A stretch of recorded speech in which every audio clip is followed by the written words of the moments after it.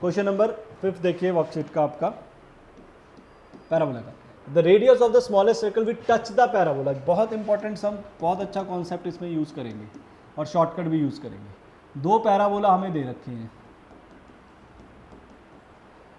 Formulas में मैंने आपको बता रखा था कि जो नॉन स्टैंडर्ड पैराबोलाज होते हैं, इसका जैसे इसको y2 को इधर लेके आए तो नॉन स्टैंडर्ड पैराबोला ऐसे लिखे जाते हैं ये, और h, k को बोला जाता है वर्टेक्स। और ये वाले कौन से होंगे, इसको 2 को इधर ले आओ,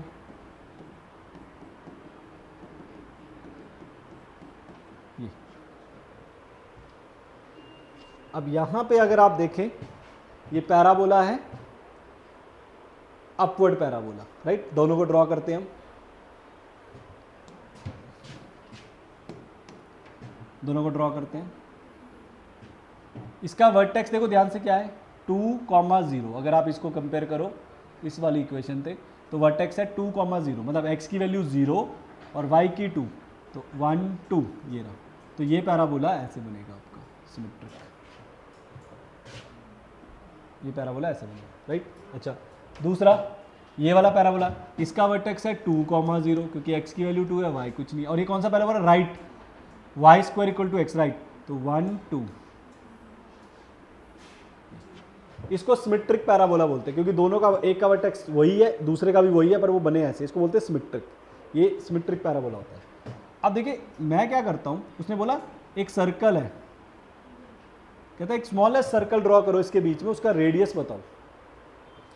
तो याद रखें स्मॉलेस्ट सर्कल कैसे पता लगेगा। पहले स्मॉलेस्ट सर्कल का मतलब होगा कि जो परपेंडिकुलर होता है, परपेंडिकुलर कैसे, एक पहले आपको यहाँ पे एक टेंजेंट ड्रॉ करनी पड़ेगी, फिर यहाँ से एक परपेंडिकुलर लाइन ड्रॉ करनी पड़ेगी ऐसे दोनों के, जो कि 90 डिग्री पे होगी, 90 डिग्री पे। अब ये डायग्राम के अकॉर्डिंग ये स्मॉलेस्ट सर्कल है, डायग्राम के अकॉर्डिंग ये स्मॉलेस्ट सर्कल है, राइट। अब मैं क्या करता हूँ, ध्यान से देखते हैं, इस वाले पैराबोला पे,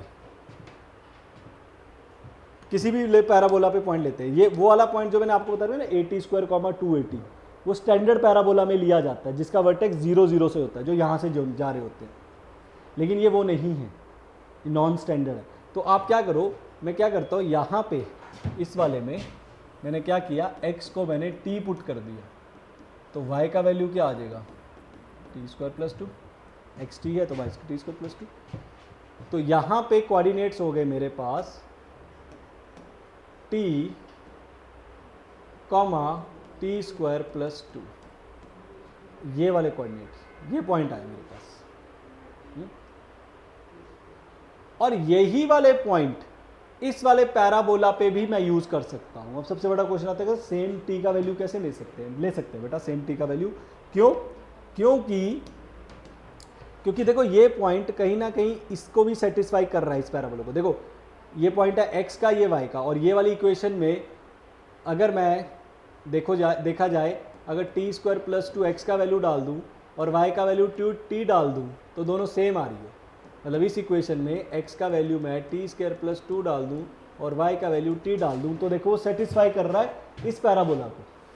तो इसका मतलब इस पॉइंट को मैं लिख सकता हूं t² + 2, और ये उसी पैराबोला में होगा जो सिमेट्रिकल होगा, अदरवाइज नहीं होगा।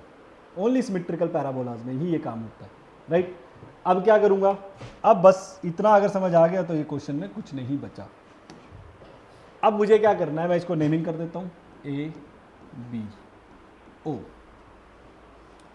पहला पैराबोला है मेरा y = x² + 2। अब आपको किसी का भी डेरिवेटिव करो तो आपके पास जो डेरिवेटिव का आंसर आता है उसे हम कहते हैं स्लोप ऑफ टेंजेंट। तो हमने इस कर्व का डेरिवेटिव किया है तो इसको कहेंगे स्लोप ऑफ टेंजेंट। किसकी टेंजेंट की स्लोप, इसको ले लो mn की स्लोप है, ये mn की स्लोप है।